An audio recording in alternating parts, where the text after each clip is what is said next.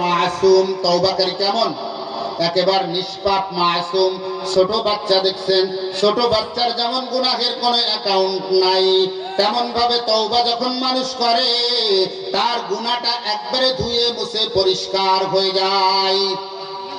ছোট বাচ্চাটা যেমন গুনাহমুক্ত, তওবাকারী তেমন গুনাহমুক্ত। পরে যদি আবার গুনাহ করে আবার তার অ্যাকাউন্টে গুনাহ জমা হয়, কিন্তু আগের গুনাহ সব মাফ। তওবা আমি আপনি কেমন করব? তওবা আমি আপনি কেমন করব? তওবা আমার আপনার থেকে গুনাহ হয়ে যাওয়াটা স্বাভাবিক, আমার আপনার থেকে গুনাহ হয়ে যাওয়াটা স্বাভাবিক। আল্লাহ চার জিনিস দ্বারা মানুষকে তৈরি করছে, তিন জিনিস দ্বারা ফেরেশতাকে তৈরি করছে, তিন জিনিস দ্বারা পশু প্রাণীকে তৈরি করছে। আমি ওই দিকে যাব না। ফেরেশতার থেকে আমাদের নফসটা বেশি। ফেরেশতার যে চারটা জিনিস, তিনটা জিনিস, ফেরেশতার কোনো নফস নেই, আমাদের ভিতরে নফসটা বেশি আছে। পশু পাখির ভিতর কোনো আকল জ্ঞান বুদ্ধি নেই, পশু পাখিরও তিনটা, তাদের নফস আছে, দেহ আছে।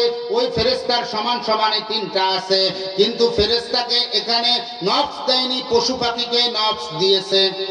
ফেরেশতাদেরকে আল্লাহ তাআলা নফস দেয়নি, পশু পাখিকে আকল দেয়নি। মানুষকে আকলও দিছে, নফসও দিছে, আবার রূহ দিছে, দেহ দিছে। মনে রাখবেন, ফেরেশতাকে তিনটা জিনিস দিছে, রূহ, দেহ, আকল। পশু পাখিকে তিনটা জিনিস দিছে, দেহ, রূহ আর নফস। মানুষকে আল্লাহ তাআলা নফস বেশি দিছে, এটা গুনাহের দিকে টানে। মানুষ তৈরি হয়েছে চারটা জিনিস দ্বারা, ফেরেশতা তৈরি হয়েছে তিনটা জিনিস দ্বারা। এর জন্য মানুষকে গুনাহের দিকে টানে।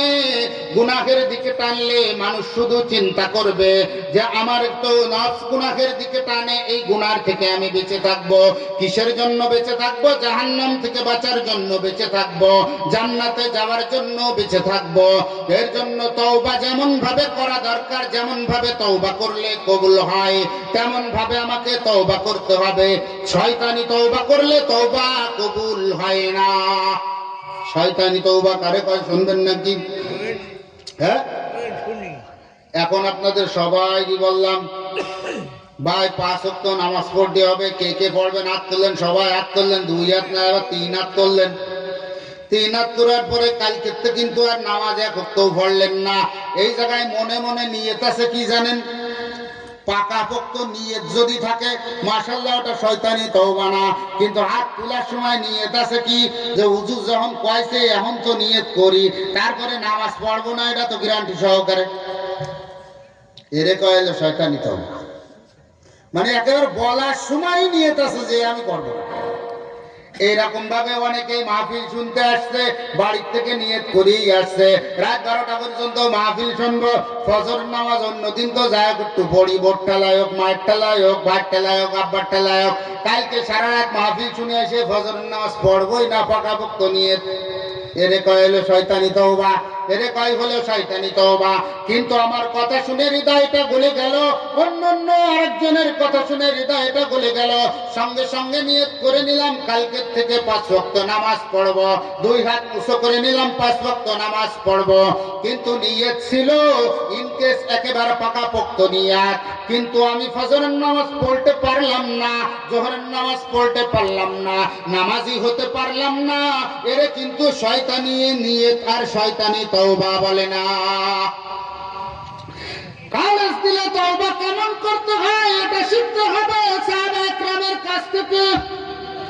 মহিলা সাহাবিয়া আল্লাহর রাসূলের কাছে এসে বলতেছে, হে আল্লাহর নবী, আমার থেকে জিনা সংগঠিত হয়ে গেছে।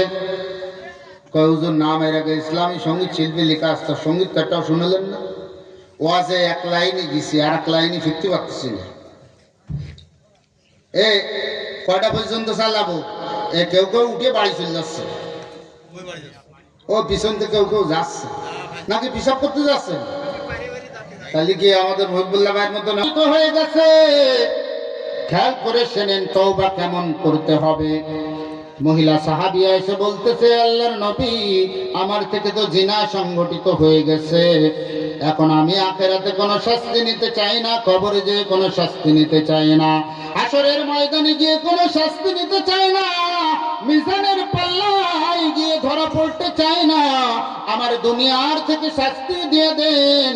দুনিয়ায় ইসলামী শরিয়া মোতাবেক যে শাস্তি আছে সেই শাস্তি আমার দুনিয়ার থেকে দিয়ে দেন, আমি যেন কিয়ামতের ময়দানে আল্লাহর কাছে গিয়ে না ধরা পড়ি।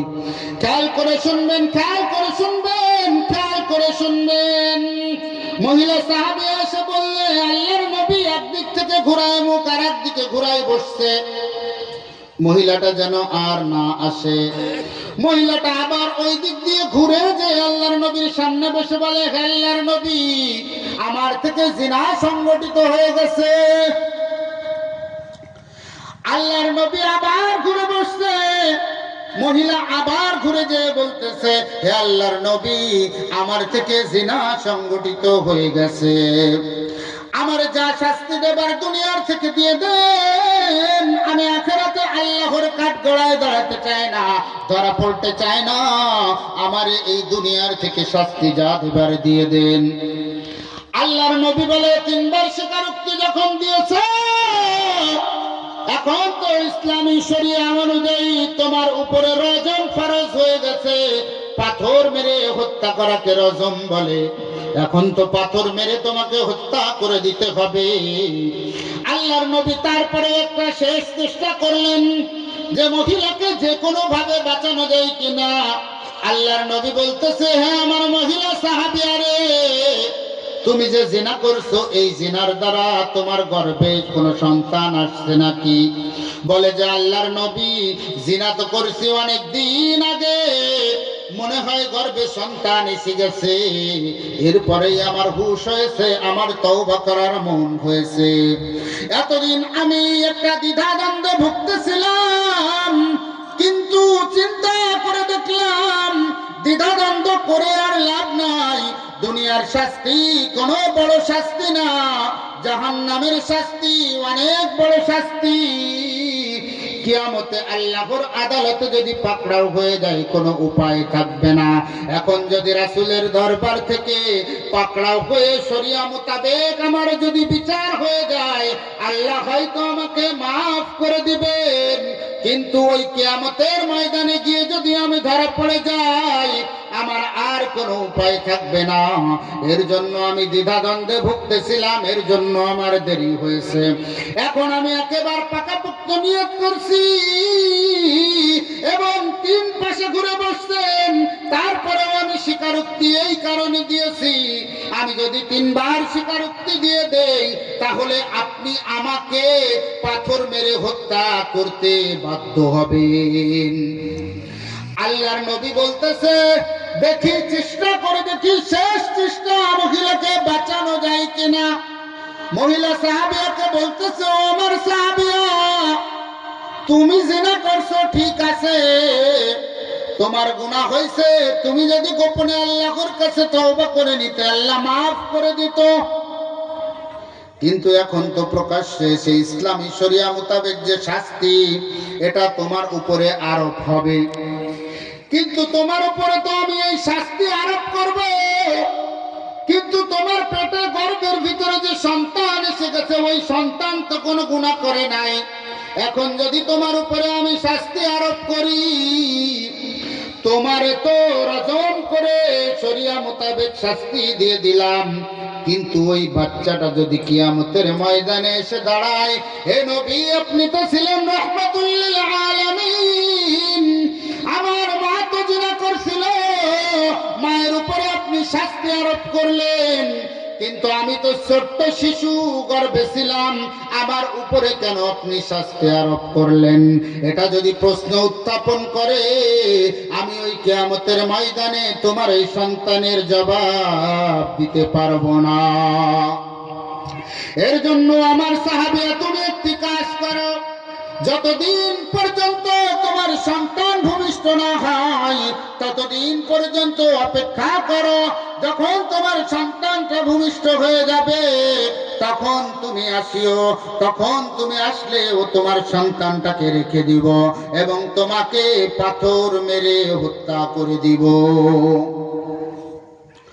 মহিলা সাহাবিয়া মুখ বুজে চলে গেছে। আল্লাহর রাসূলের নির্দেশ আমাদের মতন না। যে হুজুরে মানি সেই হুজুর যদি নির্দেশ দেয় তাও মানি নে। কারণ কি, তাল গাছ যতক্ষণ আমার মধ্যে ততক্ষণ আমি ভাগ মানি। তাল গাছ যদি আমার ভাগ করে দিয়েছেন। কিন্তু মহিলা সাহাবিয়ার একটা জিনিস খেয়াল ছিল যে আমার যে দুনিয়ার থেকে আমি শাস্তি পেয়ে যেতে চাই, আখেরাতে গিয়ে আমি কোনো শাস্তি চাই না। মহিলা সাহাবিয়া 10 মাস 10 দিন গর্ভে ধারণ করে সন্তানটা যখন ভূমিষ্ঠ হইল, সন্তানটাকে আড়কুলা করে ধরে আল্লাহর রসুলের দরবারে চলে আসছে। আল্লাহর রসুলের দরবারে এসে বলতেছে, আল্লাহর নবী, আমার থেকে জিনা হয়ে গেছে, আমার থেকে জিনা সংগঠিত হয়ে গেছিল। আমি তো ওই অনেক দিন আগে আসছিলাম, 10 মাস 10 দিন আগে আপনি সন্তান ভূমিষ্ঠ হওয়ার শর্ত দিয়ে দিয়েছেন। আমার আজকে সন্তান ভূমিষ্ঠ হয়ে গেছে, আমার নেফাসের 40 দিনও শেষ হয়ে গেছে। এখন আপনি আমাকে দুনিয়ার থেকে শরিয়া মোতাবেক শাস্তি দিয়ে দেন। আমি আখেরাতে যে কোনো শাস্তি পেতে চাই না, দুনিয়ার থেকে শাস্তি পেয়ে যাইতে চাই। আল্লাহর নবী আশ্চর্য হয়ে গেলেন যে আবার কোন মহিলা। আমি তো ভাবছিলাম এতদিন হয়তো মহিলা ভুলে যাবে বা তার মনটা পরিবর্তন হয়ে যাবে। পরিবর্তন হয়ে যদি আমার কাছে আর না আসে, তাহলে একজন মানুষকে আমাকে হত্যা করতে হবে না। আল্লাহর নবীর উদ্দেশ্য ছিল এটা।